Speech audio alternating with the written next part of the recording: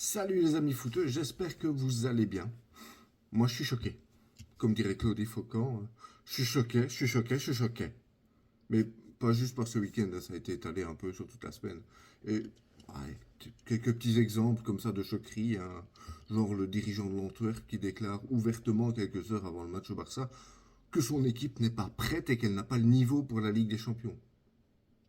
Dans le genre mise en confiance, c'est parfait. Et ça s'est vu sur le terrain, hein. On aurait dit les U12 de Houtiplou contre la France de 98. Il manquait juste le petit filet de bave, là, comme ça, et c'était bon. On peut aussi parler de la force de caractère des joueurs de Genk dans le derby face à Saint-Tron. Ça aussi, ça m'a choqué. Remonter 3 buts en une mi-temps comme ça. Peu d'équipes sont capables de le faire. Et je peux même vous citer pas mal d'équipes pour qui il faut 5 matchs pour en marquer 3. Donc, franchement, c'est pas rien. Et alors, c'est con pour Saint-Tron parce que je trouvais justement qu'ils étaient récompensés du beau jeu agréable à regarder cette année. Et du coup, ben, on en arrive à l'éternel débat. Genk a-t-il gagné un point ou bien est-ce que c'est Saint-Tron lui-même qui en a perdu deux? Donnez-moi vos avis.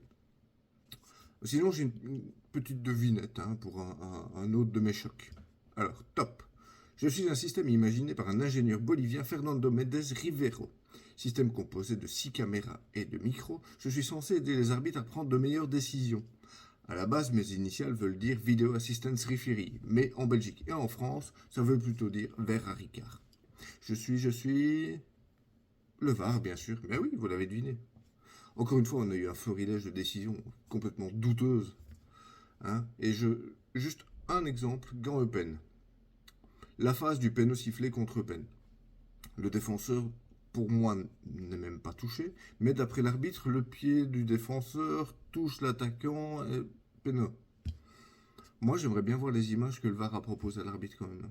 Parce que sur celle de la télé, franchement, on voit rien.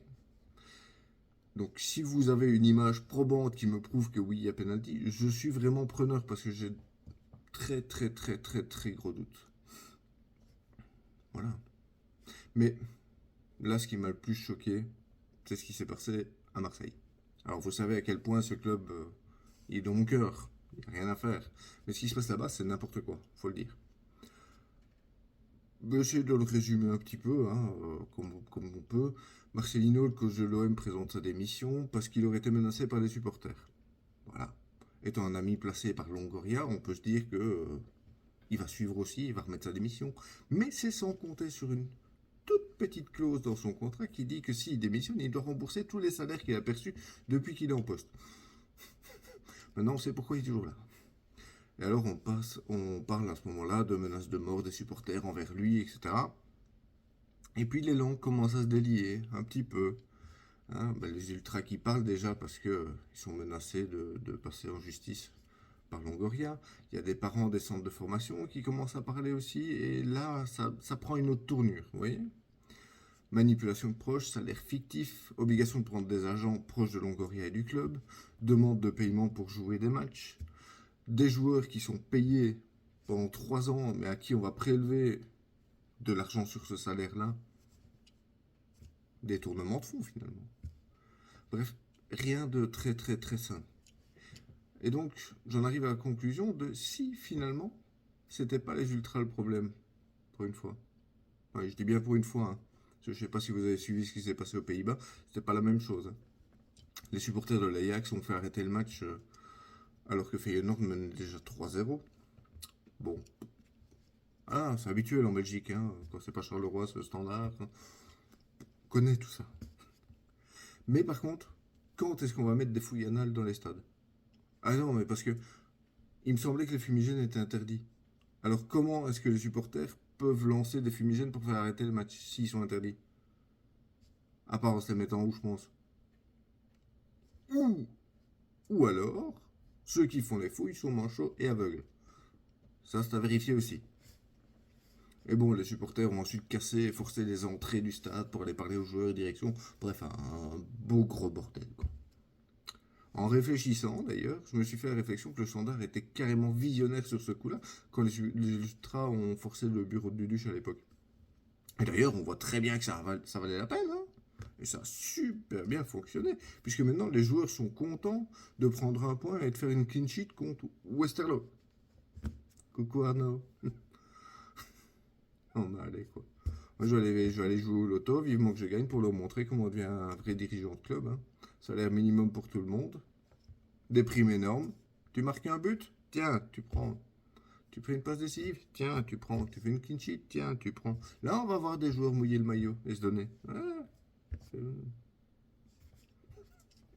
allez, on va se faire un petit tour de stats, hein, info courte, hein. Le retour en forme de Lukaku, qui ferme pas mal de bouches, dont même moi, hein. 5 buts sur les 4 derniers matchs.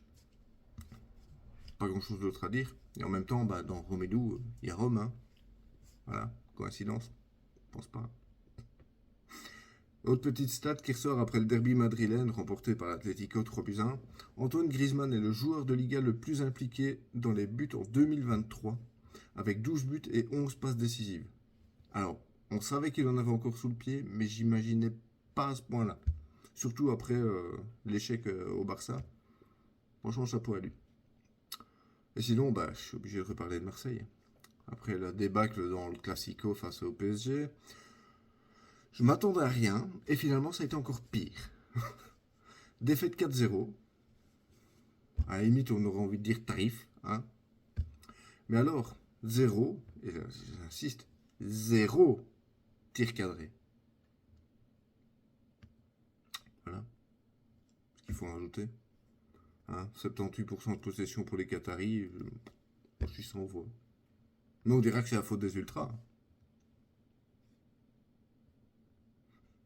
Stade folle aussi du côté de Newcastle qui joue en déplacement à Sheffield. Victoire 0-8. Déjà rien que ça, c'est pas mal. Mais alors, 8 buteurs différents. Et là, c'est fort. Là, c'est très fort. Et je suis obligé de finir aussi sur Chelsea, encore battu ce week-end, 0-1 face à Aston Villa. Et pourtant, ils ont fait jouer Tielemans, donc c'est pas qu'ils ont vraiment cherché à gagner, hein. Maintenant, ils pointent à la 14e place avec 5 points et 5 buts marqués, toujours, hein. Dépassé par Bellingham qui est passé à 6, lui, hein. 1 milliard dépensé en 3 mercato pour finir relégable. Bon, ça n'arrivera pas. Mais imaginez. Le bordel, filez-le-moi ce milliard. Allez, venez, on investit dans le foot amateur, la revalorisation des formations de jeunes, des provinces. Non, c'est pas télévisé, bah oui, forcément, c'est un investissement à perte pour vous, hein. Bah oui. C'est vrai que mettre 115 millions sur Casedo, c'était pas à perte du tout. Non. Allez, je finis avec un peu de pub quand même pour moi. Pour ma dernière interview, j'ai pu rencontrer une de mes idoles de jeunesse, Emile Mpenza, dans le cadre de mes vidéos. Et toi, qu'est-ce que t'en as à foutre? Il a été vraiment super gentil à l'écoute, loquace, etc. C'est un super bon moment que je vous invite à partager avec moi en cliquant sur le lien qui devrait être quelque part si j'ai bien réussi à le mettre. Voilà. Encore merci pour votre écoute. À très vite. Bonne semaine les amis. Ciao.